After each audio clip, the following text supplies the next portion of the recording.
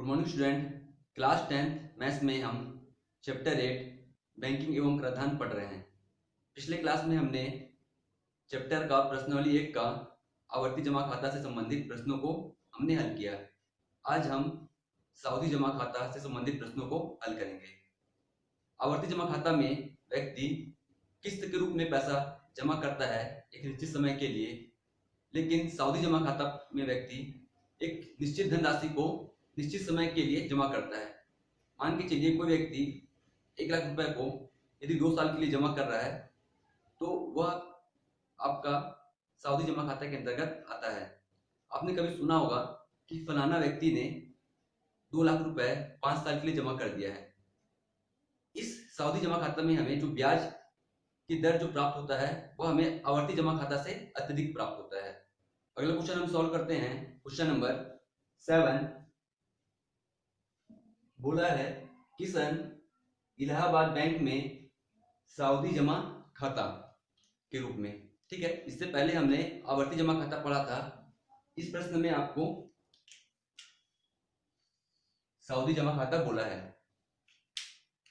सावधि जमा खाते के रूप में 20,000 रुपए 1 वर्ष के लिए जमा करता है और ब्याज का दर आपको मिलता है 16% वार्षिक।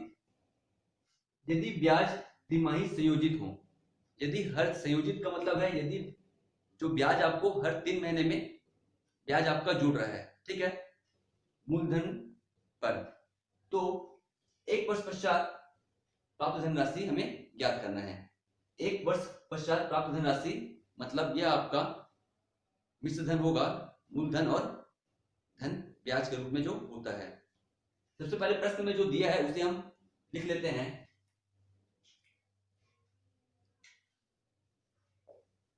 हल दिया है मूलधन मतलब P इक्वल टू 20,000 रुपए, ठीक है, ब्याज का दर, ब्याज की दर यह है आपका 16% वार्षिक, ठीक है, और आपको समय दिया है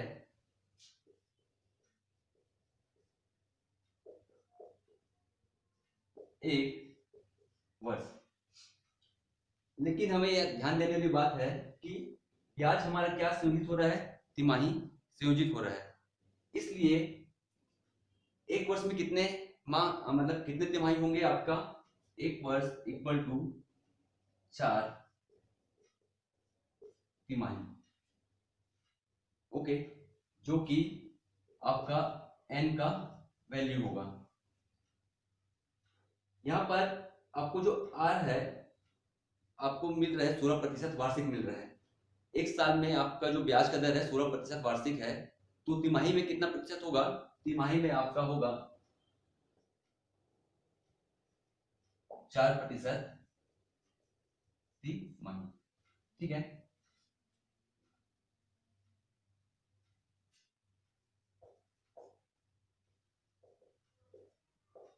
हम जानते हैं, ठीक है, क्या होता है आपका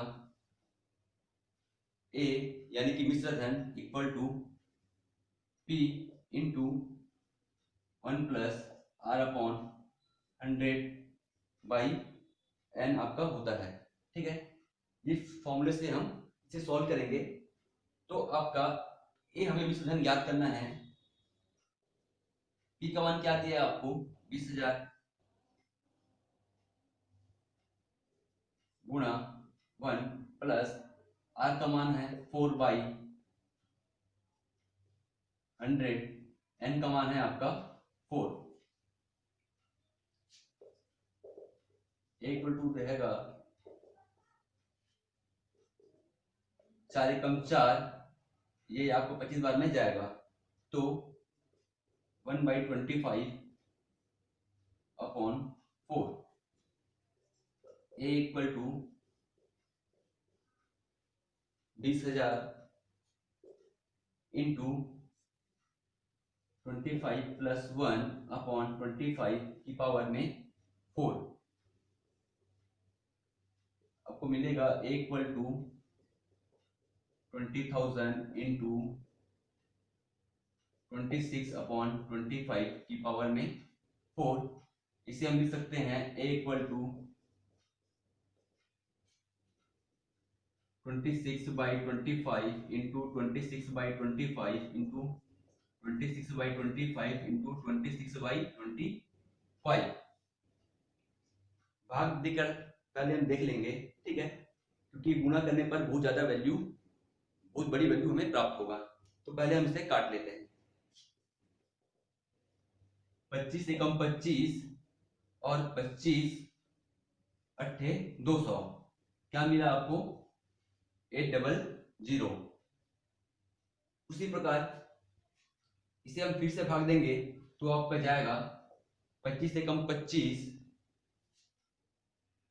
25 दिया 75, हासिल आई 5 और 25 दूना 50। 32 into 26 into 26 into 26 into 26 by 25 into 25। Okay,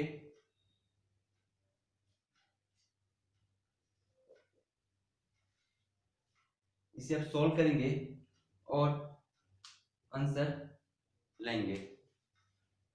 तो इसे सॉल्व करने पर आपका वैल्यू जो आता है, हल करने पर होगा आपका 2397.17 रुपीज। ठीक है, यह डिजिट बहुत बड़ी है, इसे आप खुद से सॉल्व करेंगे, आपका आंसर ये आएगा। ठीक है, तो ये आपका जो ए है, मिश्र धन आपको क्या प्राप्त होता है, 1 वर्ष के पश्चात प्राप्त धनराशि आपका 23,397 रुपए और 17 पैसे आपको प्राप्त होते हैं।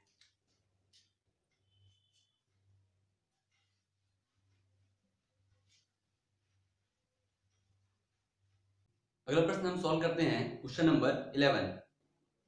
इसमें आपको बोला है पुष्पा ने 60,000 रुपए 1 वर्ष 6 माह के लिए, मतलब 1.5 साल के लिए सावधि जमा खाता के रूप में जमा किया। ब्याज का दर आपको दिया है 12% वार्षिक दिया है और ब्याज 6 माही संयोजित होता है, मतलब ब्याज आपको हर 6 महीने के बाद आपका ब्याज जुड़ जाता है। तो परिपक्वता पश्चात या 1 वर्ष 6 माह पश्चात आपको कितना धनराशि प्राप्त होगा, यानी कि धनराशि मतलब मूलधन और ब्याज, मतलब कितना मिश्र धन आपको प्राप्त होगा, ये हमें आपको पूछा गया है। तो प्रश्न में आपको क्या दिया है ये हम पहले लिख लेते हैं। मूलधन आपको दिया है P इक्वल टू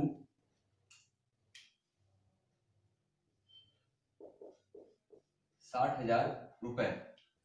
ब्याज का दर आपको दिया है 12% वार्षिक। समय आपको दिया है 1 वर्ष 6 माह।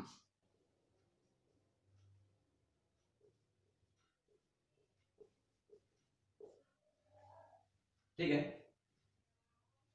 ब्याज आपका 6 माही संयोजित हो रहा है, इसका तात्पर्य है 1 वर्ष 6 माह में आपका जो है, यहाँ पास आपका n का वैल्यू जो है ये आएगा आपका 3। ठीक है, 1 वर्ष में आपका 2 छिमाही होता है और 1 छिमाही और दे दिया गया है, तो आपका n का मान कितना आएगा, 3 आएगा।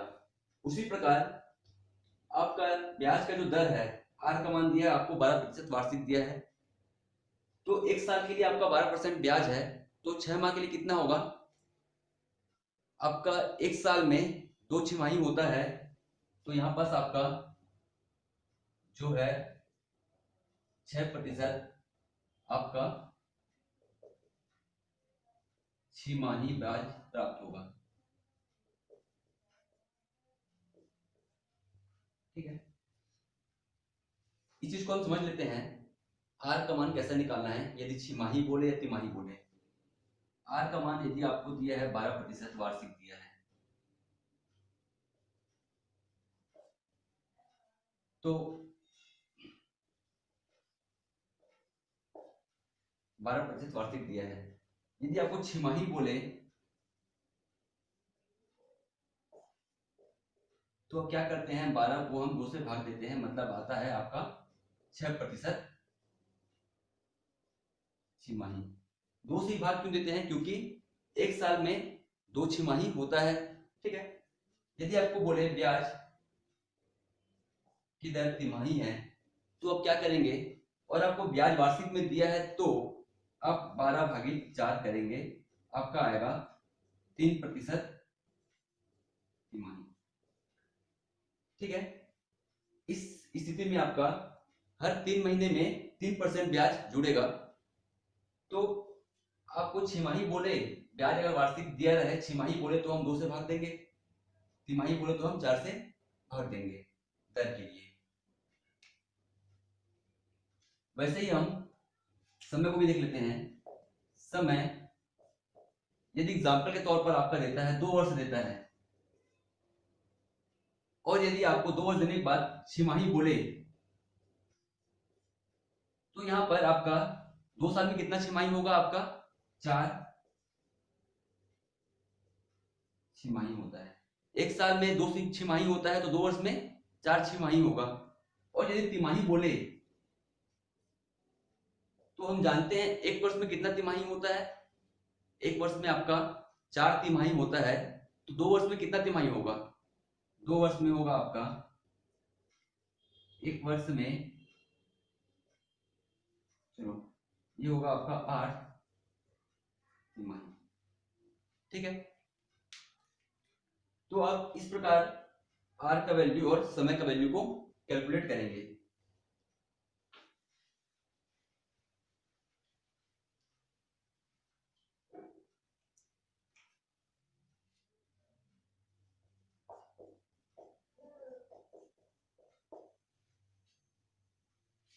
इक्वल टू क्या होता है, P इंटू 1/r/100 की पावर में n। n का मान 3 दिया है, वैल्यू पुट करते हैं। इक्वल टू क्या आएगा, P का मान दिया है 60,000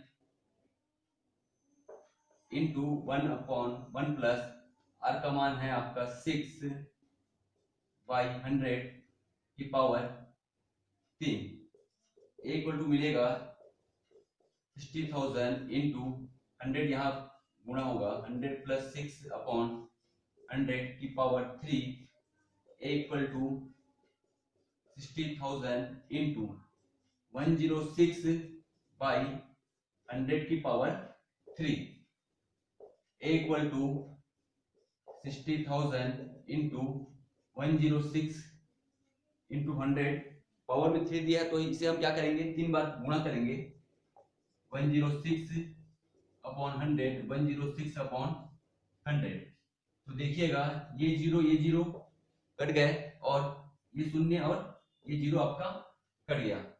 इसे आप यदि सॉल्व करेंगे 6 इंटू 106 इंटू 106 इंटू 106 तो इक्वल टू आपको प्राप्त होगा 7146096। यहाँ पास आपका 100 बचा है अपॉन 100 इक्वल टू आपको मिलेगा 71460.96 रुपीज। ये होगा आपका आंसर।